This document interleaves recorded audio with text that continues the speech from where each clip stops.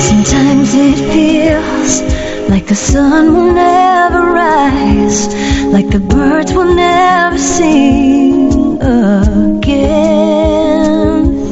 Believe in a power greater than what you are going through. When you don't know what to do, keep breathing. That's right. When you don't know what to do, just keep on breathing. From beautiful Huntington Beach, California, on the healthylife.net radio network, heard in all 50 states and 135 countries, all positive talk radio. Welcome to all my listeners out there in Radio Land. I'm Dave, the Caregiver's Caregiver at caregiverdave.com. Usually along with my lovely co-host Carletta Cole at thecaregiverplace.com, but she had to do somebody's hair today because she's a hairdresser. I'm a gas station owner. She's a hairdresser, but we're caregivers. And so maybe next week. Anyway, we are coming to you also live on demand on numerous syndicated radio and podcast networks. 26 global audio video platforms, including iHeartRadio, iTunes, YouTube, Spreaker, SoundCloud, Vimeo, Stitcher Radio, Blog Talk Radio. Oh, the list goes on and on. I won't bore you. In fact, we're proud to be voted #1 caregiver podcast of the top 50 on Player FM, #2 on FeedSpot out of the top 60, #2 on caringvillage.com. And we have an especially exciting show planned for you today. We have a couple of guests, Kimberly Habi and Marilyn Ababio. Ababio, yes? Ababio. Ababio. I was so close. Comfort Homesake has been providing advanced health planning programs for over 19 years. Since 2004, Comfort Homesake has been working in community with families, professionals, healthcare providers, and community members, providing engaging and effective culturally relevant programs and services to let people know what they can and cannot expect from the healthcare system.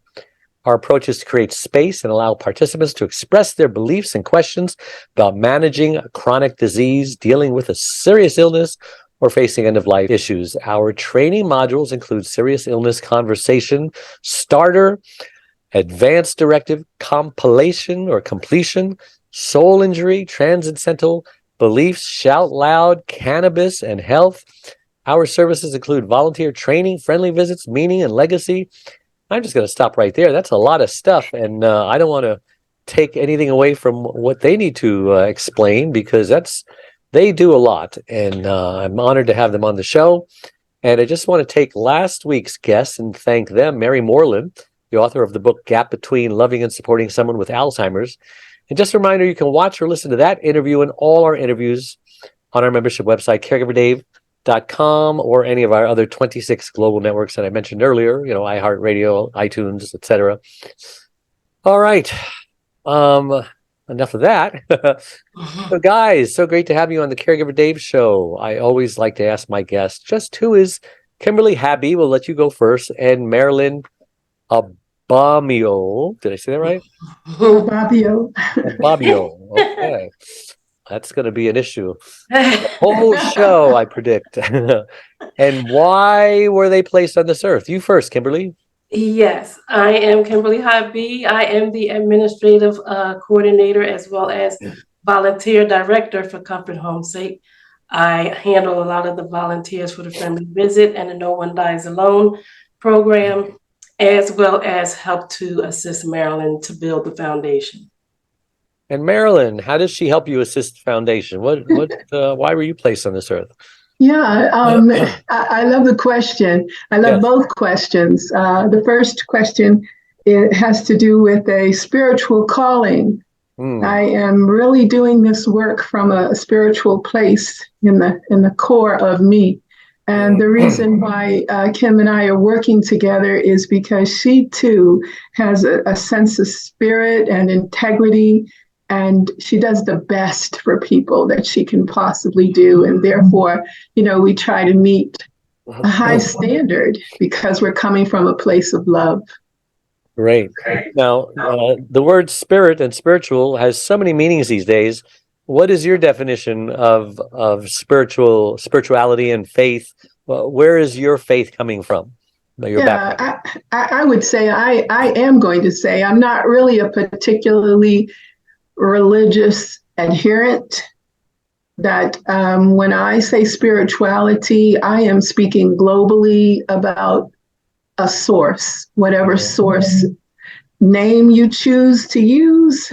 But that thing that makes you feel like you understand a connection to the earth, a connection to other people, a connection to positivity and good outcomes, all of the really good things that we can connect with.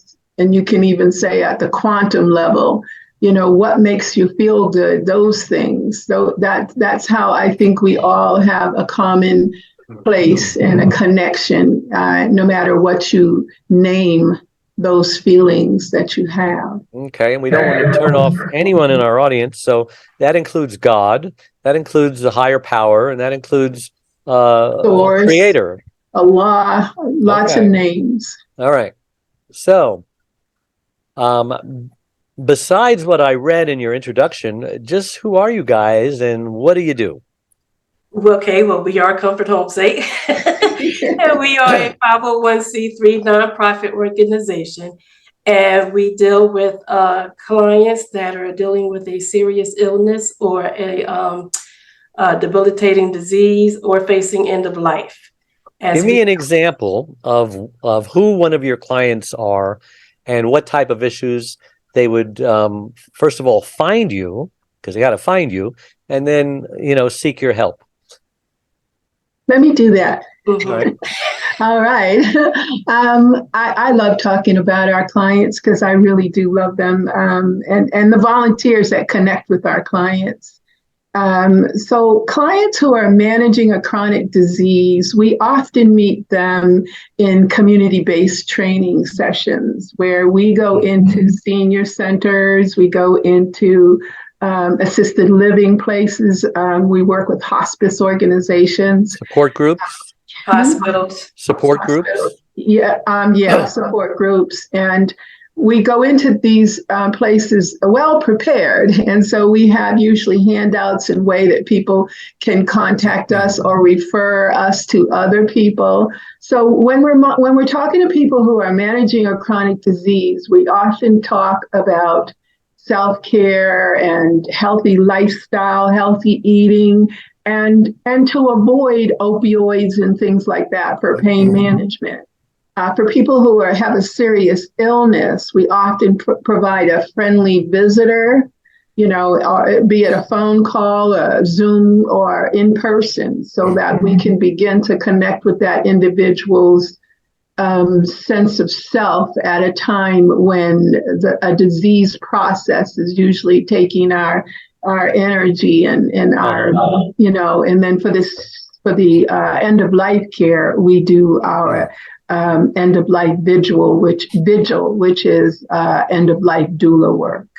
And I'm sure you realize that your clients aren't just those who are dealing with the chronic disease, but oftentimes the caregiver who is dealing with their loved one who's dealing with the chronic disease. And many times those caregivers are in worse shape than their loved one, because statistics say 30% of caregivers die before their loved ones die, and many more become hospitalized, sicker, and eventually need a caregiver of their own. So that's absolutely true. And let me just add to those statistics that the baby boomer generation definitely has more people in it than the generation behind us, which means that there are more people who are going to need caregivers than there are caregivers available. There's a shortage. That's right. Yes. Yeah. That's right. Who's going to take care of grandma when there's more grandmas than caregivers? That's right. Same with the Social Security. There's more people paying out of the system than there are paying into the system. And I like to call it the caregiver tsunami on the horizon. What are we going to do? There's a shortage of care facilities. There's a shortage of workers. There's a shortage of caregivers. And I like that you're dealing with the holistic part of it, because, society seems to be rejecting the whole spiritual God, you can be God and this and that. But, this thing that we call a human being is mind, body, and spirit. And if you choose to ignore the spirit, I mean, you're going to have problems. Would you agree? Yeah, I totally agree. And it's been my experience that is at the core of almost every service that people provide. Caregivers do, when we have a meeting with caregivers, we have this process where we ask the caregiver, why are you doing this work? And in the story that they tell us, we derive certain values that a caregiver is holding. And sometimes they're simply saying things like, there was nobody else, or that's my husband, or that I love them.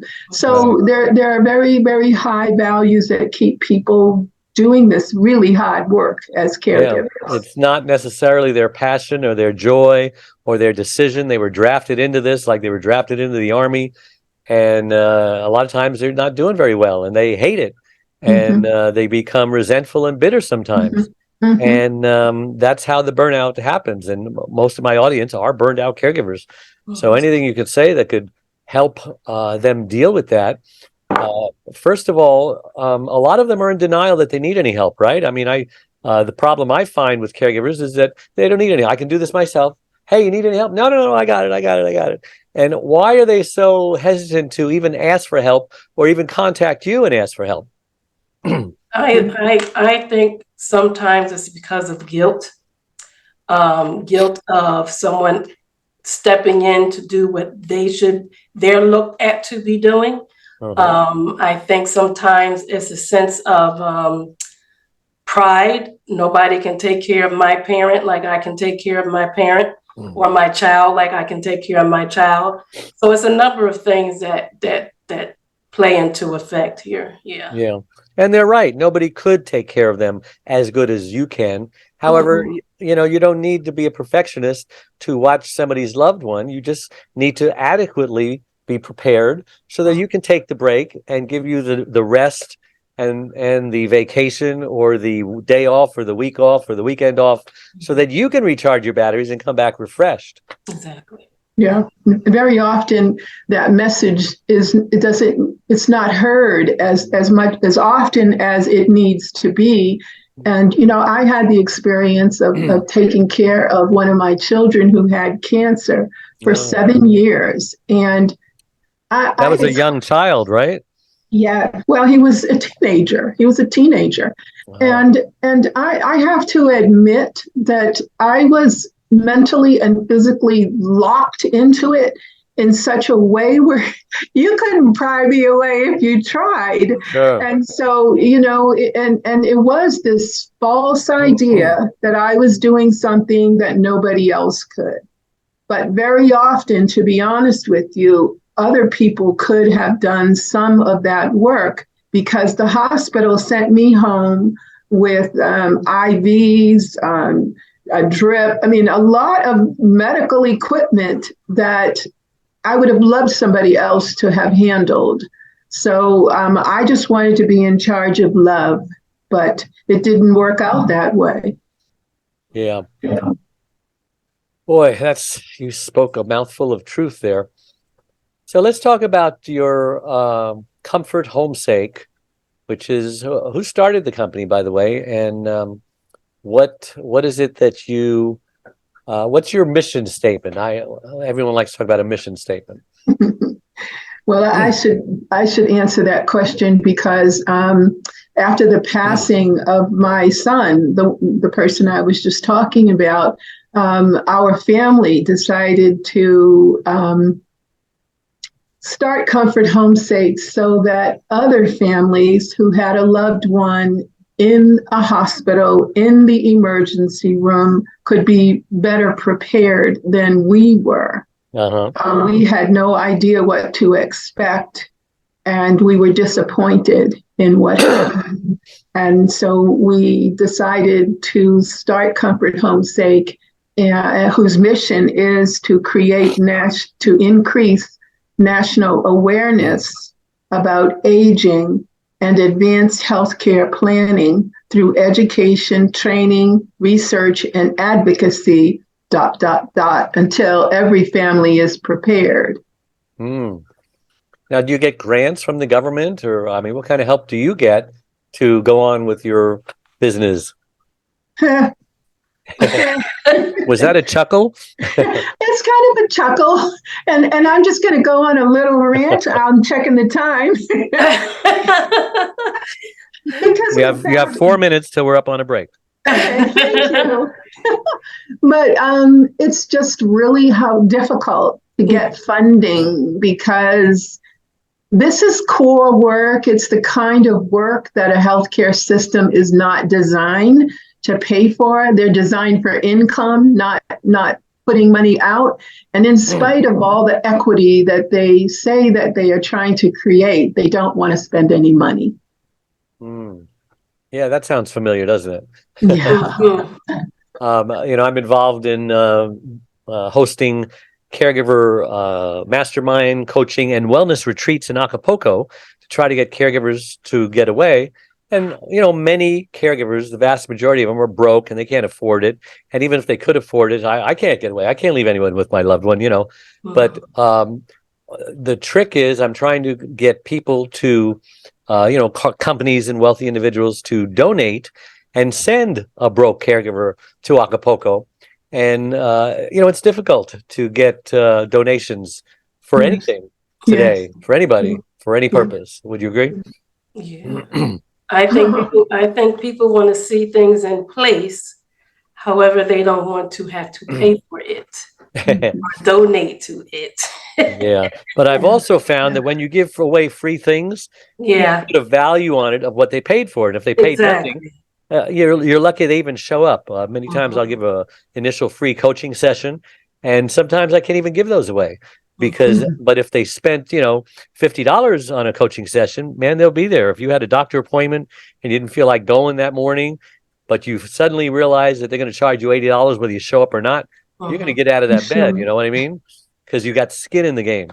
True. Yeah.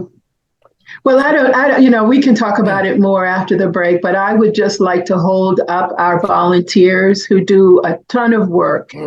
Like caregivers who do a ton of work unpaid, but again, they do it for love. They do it for the positive feeling and for the accolades that only the spirit can give you. Yes, good point. Listen, we are going to take a short break. We will be right back. Don't go away. Charlene, why are you so mean to me? It's so hard being your husband, taking care of you 24/7. And not feeling any crumbs of appreciation or love in return. I just don't think I can be with you anymore. I went on in my misery and my isolation and my depression. Thankfully, 2 or 3 days later, I found this business card in my pocket. I don't know who gave it to me or even what it was, but it was inviting me to a caregiver support group. I didn't even know what a caregiver was, let alone a support group. But I figured, well, maybe somebody thought I needed it. So I went. What do I got to lose? And everything changed for me. I met people there who were just like me, burned out caregivers.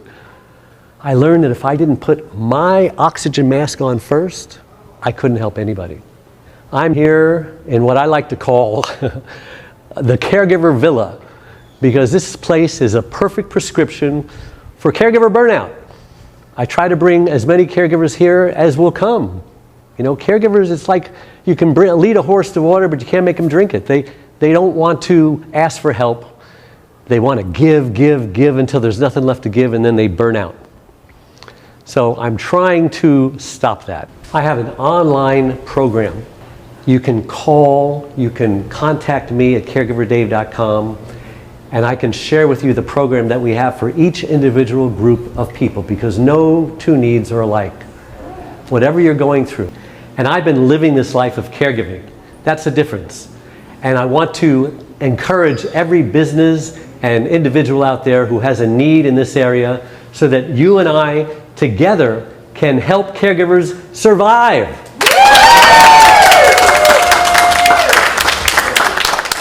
Hey, welcome back to the Caregiver Dave Show with my wonderful guests from Comfort Homesake.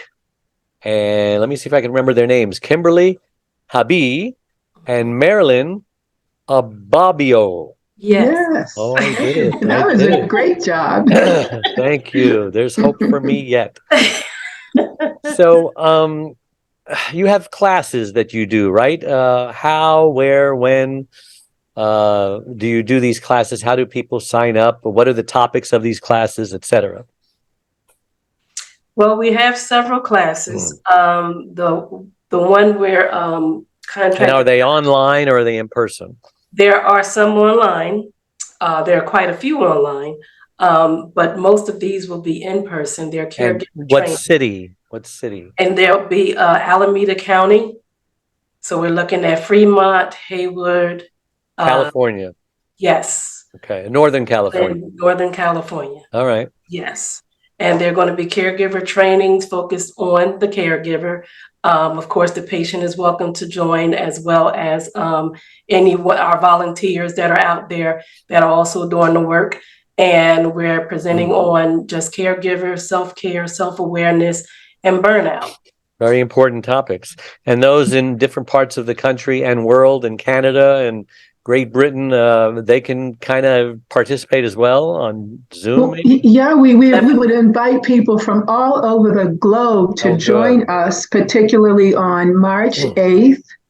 At 6 p.m. Pacific Standard Time, where we're hosting a caregiver listening and support meeting. The Zoom ID number is 829-2030-3306.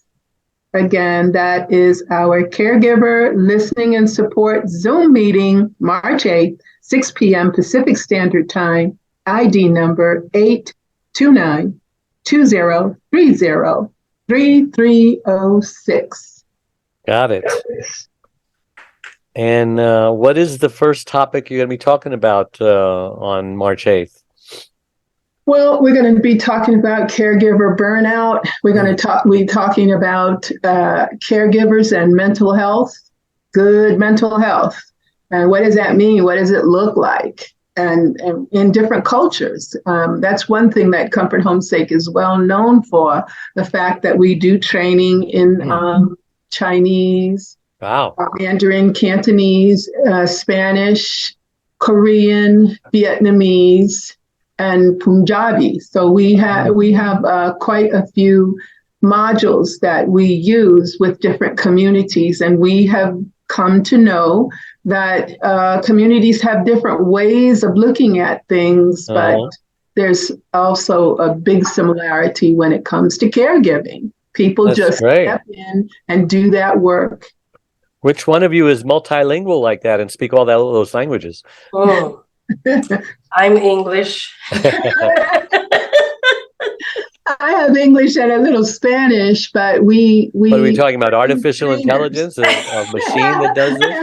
Yeah, we train trainers. We train. I need one of those machines. Yeah. Yeah. We use an organization called VHIO, which is the one of our universities, and they will translate our PowerPoints to Spanish, Chinese, and various languages. But they translate like books too? I believe so. Wow, that's awesome. Yeah, because you hear about these authors that says, "Hey, my book is translated into 27 languages." I was wondering how they do that. Yeah, we have been working with that group for a long time, and it's really an important aspect of training and communication with caregivers, especially those caregivers where English is not the primary language. Yeah. Mostly because, for example, there's a phrase that we were discussing in a Vietnamese translation project, and they were telling me, these young Berkeley students were telling me that you use one word for an individual who went through the war, and you use a different word if the person is older. Wow. So, it's very nuanced. Well, so how long are these classes? Are they 30 minutes, an hour? And how long have you been doing them? They are going to last at least an hour, maybe hour and a half for questions. We've been contracted by Alameda County to do them. So Really? they're going to end in June. But of course, we look to hold on to the support groups if possible Sure. to continue to encourage caregivers, be there for them, and have a place for them to be able to, just release sometimes. And how frequently will you be doing them? It'll be monthly, but at least 2 to 3 a month. Okay. Mm-hmm. So that's very good. And Alameda County has given your blessing, or has given you their blessing, I should say. Mm-hmm. Yes. That's huge. That's huge. Yeah. So the trick is to get all the other counties in California to do the same, especially LA County, where 11 million people live and 30% of them are caregivers, Right. Yeah. This is the federal area agency on aging. So this is coming out of aging. And Dave, as you probably know, that there is a federal and state level movement toward organizing caregivers of all stripes, meaning they could be promotores, they could be community health workers or family caregivers, so that they can create an association and have a foundation for payment, and perhaps become an entry level rung on the healthcare ladder. So this is something to look forward to. I'd love to be a part of that. I already own the domain Association of Caregivers and Academy of Caregivers, which I use, in my retreats in Acapulco. I will definitely send you more information. Yeah, I would love to connect with all you guys because we all on the same team, That's right. That's right. Thank you. Thank you. So who should attend these? Well, we're looking at caregivers, their patients, How about burned out nurses, stuff like that? Yes, I believe anyone in the healthcare field should attend. Anyone with burnout. Exactly. That just about covers the entire population, doesn't it? You could have burnout entrepreneurs, burned out housewives, burnout teenagers. Wow. Yeah. We have 2 mandates with the Alameda County. One of them is to provide community education on caregiving. And our approach to that is to create space and time and occupy that space to allow caregiver concerns to be heard. And this is why we have organized the Caregiver Listening and Support Zoom meeting. In addition, we are doing a public information platform which focuses on disseminating information about family caregiver support programs and other support resources. I think your audience might be interested in some of the caregiver support programs and support resources often. And I think we should talk about the fact that very often there are resources out there that caregivers don't know how to access. Yeah. They don't know how to find those resources. They don't know how to speak about it because, the government speak. There's this way of looking at things. And if you just say, I need a rest, you don't know that you need to look up this word called respite. Respite, yes. It's like, and there's a lot of translation that has to happen. Yes. Let's talk about that after the break. We're going to take a short break. We'll be right back. Don't go away. Hey, everybody. It's Dave Nassani, otherwise known as Caregiver Dave. And I'm coming to you live from this beautiful Acapulco villa, which I like to say is the perfect prescription for caregiver burnout. And I have a unique opportunity to bring 14 burned out caregivers up here so that they can decompress and do all the things that they need to do. But this is just a bonus. It actually comes with the 6-month Zoom coaching program. It's a one-on-one consult with me, Caregiver Dave, to identify where you are and where you need to go. It's a 6 monthly small group coaching sessions to smash any obstacles between you and your ideal vision of what a caregiver needs to be and caregiver success. You get my 3 free books and instructions on boundaries, grief, self-care, organization, asking for help, learning how to say no, avoiding burnout, avoiding depression, avoiding perfectionism, avoiding isolation, avoiding resentment, delegation, team building, how to have fun, how to have no guilt, the importance of gratitude, and after caregiving, when you're no longer a caregiver. But this 7-day bonus is absolutely free. It comes with the coaching program that you pay for. And the food is all inclusive. I'm telling you, 7 days and 7 nights here is amazing. This is truly paradise. And I highly recommend it. For more information, go to caregiverdave.com. That's going to send you to my other website. And if you want a shortcut to get there immediately, just go to acapulcodave.com. Thanks again. I look forward to seeing you in Acapulco.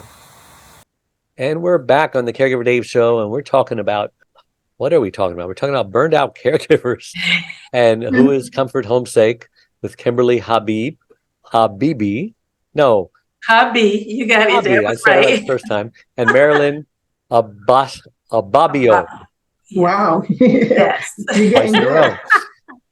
So, respite. There are lots of government things that people can get if they only knew. For example, if we have a veteran and they need assisted living, there is a program, if you're a vet, that they will pay for you and even your spouse to go in assisted living. There are so many things that are available through so many government organizations, maybe city, county, state, federal, the Veterans Administration. I mean, you name it. Can you go over all the different places we can find money and funds and respite? And, Dave, I heard an innovative idea about respite during one of the tabling at a senior fair, where this woman, she was talking to me about all of those timeshares and those organizations that have like empty spaces, that they could offer those spaces as respite for some caregivers if they were connected to their communities in that way. Yeah. And it's like my Acapulco villa. It's not my Acapulco villa, but I rent it. So it does cost me to rent. And I mean, there are so many places that, I mean, let's face it, caregivers are at the top of the food chain as far as essential. They save the medical industry billions and billions and tens of billions and hundreds of billions of dollars every year. And could you say that again? Yeah, they save the medical industry tens and hundreds of billions of dollars each year, and they're treated, unfortunately, the same way vets, unfortunately, are treated. And I just found out first responders are not treated very well. The ones who are injured on the job as they're rushing into a burning building. Often these small town councils and city councils and county board of supervisors will spend money from taxpayers to fight against these people who are just trying to get money to pay their medical bills. It's disgraceful and it's shocking. And we need to start, putting our heroes at the top of the list of getting help, Yes. we would be lost without them, and something's upside down and backwards, Yes, it is. But you're doing things to help turn that around. We need to start explaining to the government and different agencies why this is so important. And what would happen if all the caregivers just immediately went on strike for 24 hours one day? The whole system would crash. Well, of course, they would never do that.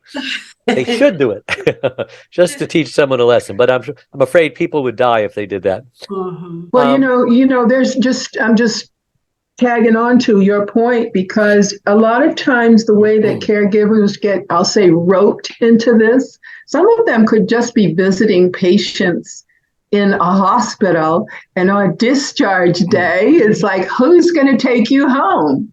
And then, the daughter, the whoever might be there offering a ride home, then they realize, well, do you have your medicine? No. Somebody got to go to the pharmacy because the patient can hardly walk, and then often a neighbor will go and check on that person. They just got home. They don't have any food.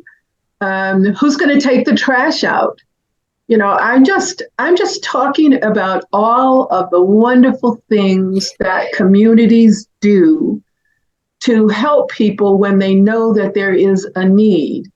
And part of Comfort Homesake's work is to develop what we call asset-based community development, which is a methodology, a community outreach methodology that allows the community to become as we were in the past, beloved, where we knew each other. We would send our teenage boys or girls over to take the trash out for Mr. So-and-so who broke his leg, or to bring a meal when we know that somebody's sick.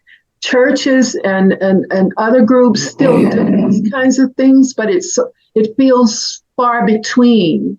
And we need to know who our neighbors are, especially in the face of fire, floods, earthquakes, pandemics. If we haven't learned anything, we should know who our neighbors are. That's right. Like Mr. Rogers says, won't you be my neighbor? And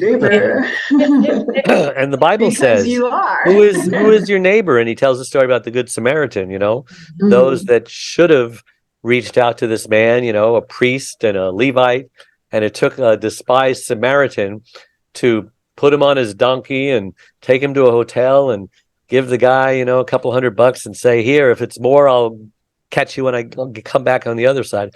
So who is our neighbor? It's the one who feels compassion and empathy for each other. And we all should, but unfortunately we don't. And, the caregiver is often the one in the family who's the most compassionate and empathetic. They're the chosen one, And a lot of times the siblings say, hey, you can do it. You have the gift, but I can't do that. I'm sorry, I can't do that. I live in New York and you're in California. I can't do it. And it's interesting that you mentioned that, because my sister is the one who has been who cared for my mom before she passed away, and is now caring for my dad. And now God bless her. She's at a point where now she needs a caregiver. A caregiver who needs a caregiver. Exactly. Imagine that. So I live in California. My brother lives in Virginia, and we're about to split my father between 3 people, I guess. Yes. It's a tough situation. Let's see. We can talk about young people as well.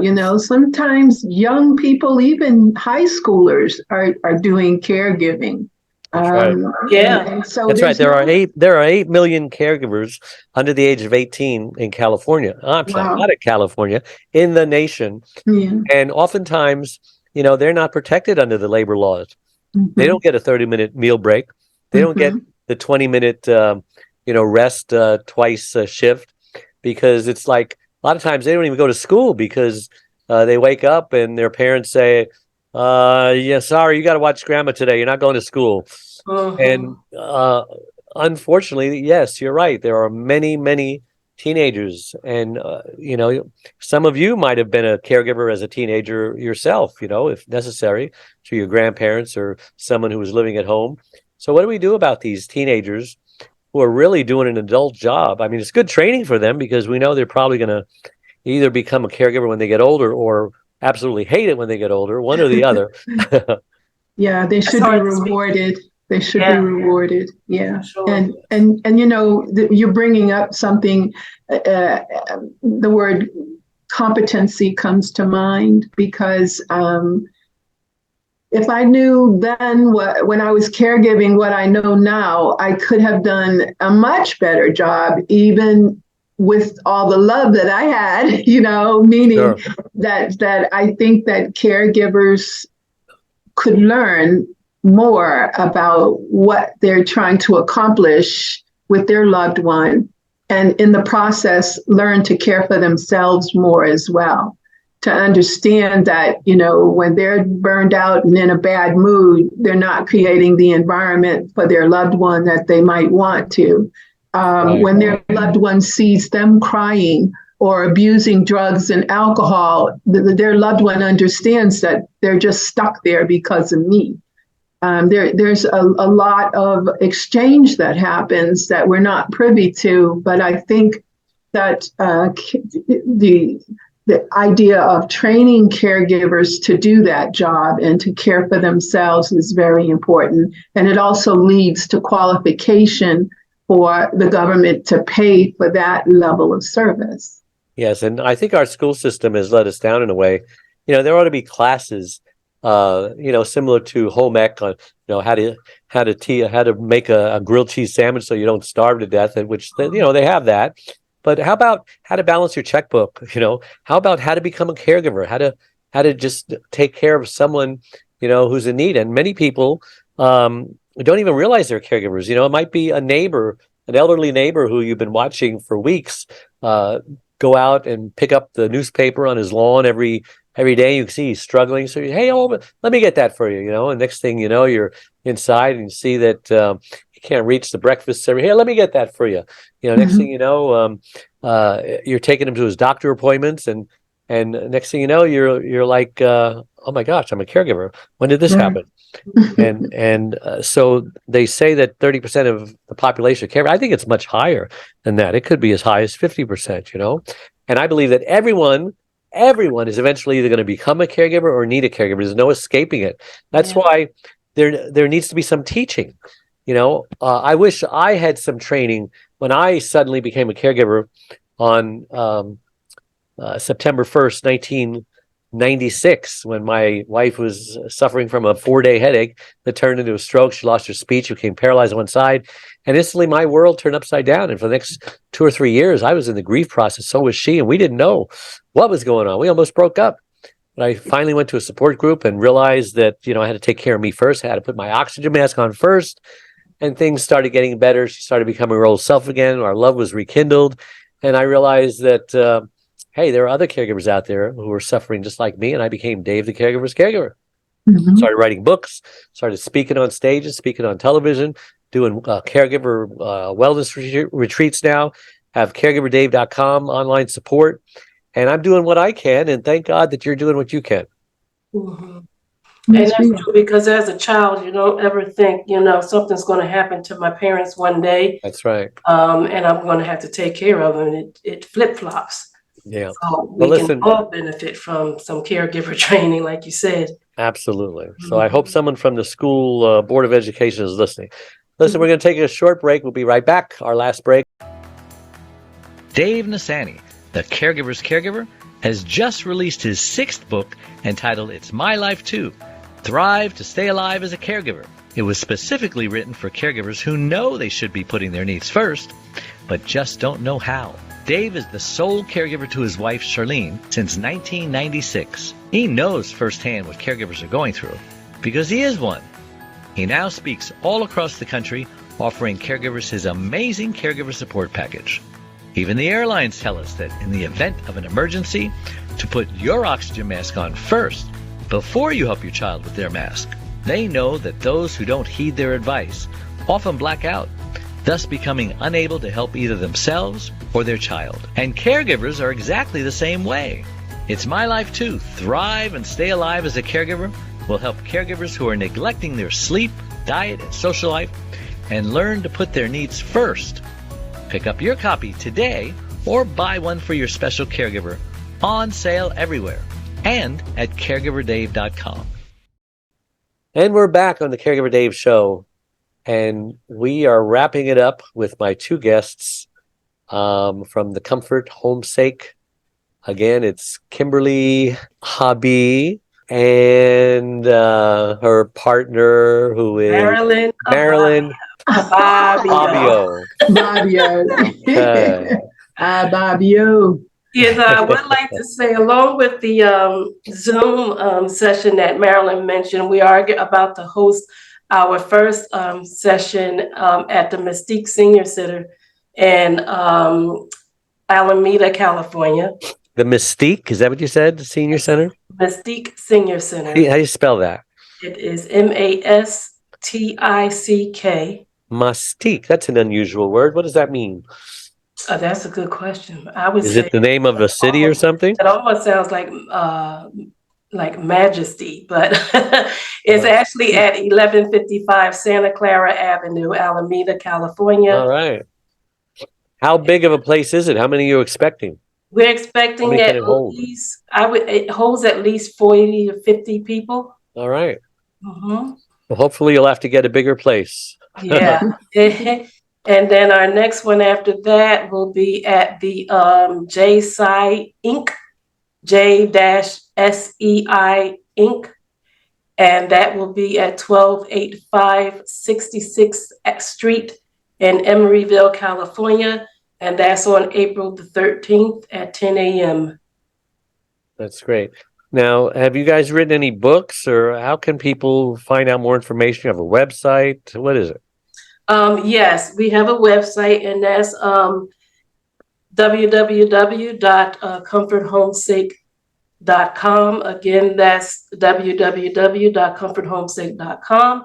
And if you wish to attend the Mystique Senior Center on March the 1st at 9:30 a.m., you can email us at info@comforthomesake.com. And that's, again, info@comforthomesake.com. And if you want to join us at the J-SEI location, which is April 13th at 10 a.m., again, you can email us at info@comforthomesake.com. Okay, and that's Comfort, C-O-M-F-O-R-T, Homesake, H-O-M-E, Sake is S-A-K-E.com, in case someone didn't understand or we got garbled or something. So what else do you want to talk about before we end in about 3 minutes or so that we didn't already discuss? I'd like to just raise up some of our partners who are doing this work as well. There are organizations who are respite organizations. There are organizations that deliver food. A lot of us know Meals on Wheels. So I'm saying to caregivers that, if you're hungry, make a phone call, go to a food bank. Don't sit at home ashamed. You're going to see a lot of people out there, maybe people it's a tough world out here.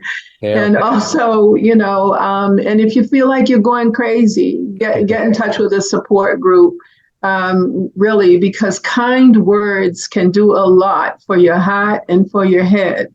Yeah. Stress and panic attacks, anxiety. Yeah, those kinds of things. Yeah. And if you just we also are starting with a partner, an LGBTQ caregiver Facebook page for, I'll say, special interests. We have a Facebook page for people interested in soul injury, those people who are feeling like they're caregiving, but they're suffering from trauma and other experiences, and they would like to talk. So join us. Join the Comfort Homesake team. www.comforthomesake. That's comfort at home for the sake of God. .com. comforthomesake.com. So it doesn't matter where they live, they can go to comforthomesake.com, join your community. And you're going to keep in touch with them. You're going to put them on a mailing list, or what? How do you keep in touch? Yes, we do. We put people on mailing lists, and we send greeting cards, and we have friendly people who call, and if you have an issue or you want to make yourself useful with us, then just contact us, and you can be friendly visiting, training, and a lot of end of life doulas get in touch with us because we have a relationship with health providers who refer patients who are at end of life but unrepresented or for whatever reason alone, so that they can sit vigil with them. So that's a very sacred space and a very sensitive thing that we do because we just love the space. Yeah, well, please remember us and caregiverdave.com if you need to send anyone our way. We have lots of resources ourselves. And then if somebody needs a vacation, you can send them, say, well, I know a guy who's doing caregiver wellness retreats in Acapulco, and it's at caregiverdave.com, and that'll take them to a special link. So thank you so much for coming on the show, girls. It was a great interview. And I just want to talk to the rest of my audience here. Remember that all our live shows become recorded pod and video casts on your favorite platforms. So you can see our shows and on caregiverdave.com. And my newly released book, Secrets from the Hammock, Uncommon Wisdom for Uncommon Times, is a bestseller. It's available wherever books are sold and also on my free membership website, caregiverdave.com. And please join my Caregiver Dave Facebook community of 34,000 caregivers, where you'll learn all about my new Caregiver Wellness Retreat and Mastermind in Acapulco that I offer to all burned out caregivers. And we're just trying to keep as many of those 30% who die before their loved ones do alive. And if you click the link on whatever platform you are watching this, or click the follow button, it helps us reach even more caregivers by improving Google's search engine algorithms.